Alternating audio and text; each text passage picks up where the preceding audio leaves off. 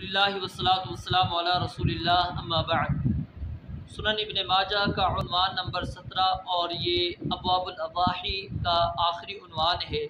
باب الذبح بالمصلی، عیدگاہ میں جانور ذبح کرنا۔ یہ عیدگاہ میں جانور ذبح کرنا یہ مسنون ہے، یہ لازمی نہیں ہے، ضروری نہیں ہے کہ عیدگاہ میں ہی جانور ذبح کیا جائے۔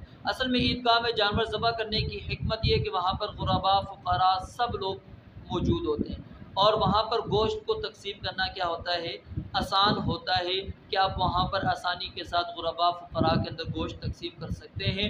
لیکن اگر آپ گھر میں ذبح کرنا چاہتے ہیں جانور تو ذبح گھر میں بھی کر سکتے ہیں۔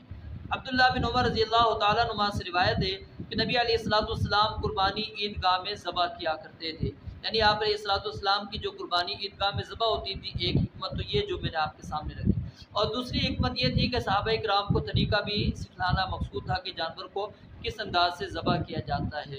اللہ رب العالمین سے دعا ہے رب العالمین جو ہم نے قربانی کے متعلق احکام و مسائل سماعت فرمائے، اللہ تعالی ہمیں اسی کے مطابق اپنی قربانیاں کرنے کی توفیق عطا فرمائے۔ اگر کسی مسئلے کے اندر کہیں پر ہم سے غلطی ہوئی ہو تو آپ احباب سے گزارش ہے کہ ہماری اصلاح کیجیے تاکہ صحیح مسئلے تک ہم پہنچ سکیں۔ اللہ رب العالمین سے دعا ہے رب العالمین سمجھنے اور عمل کرنے کی توفیق عطا فرمائے۔ وآخر دعوانا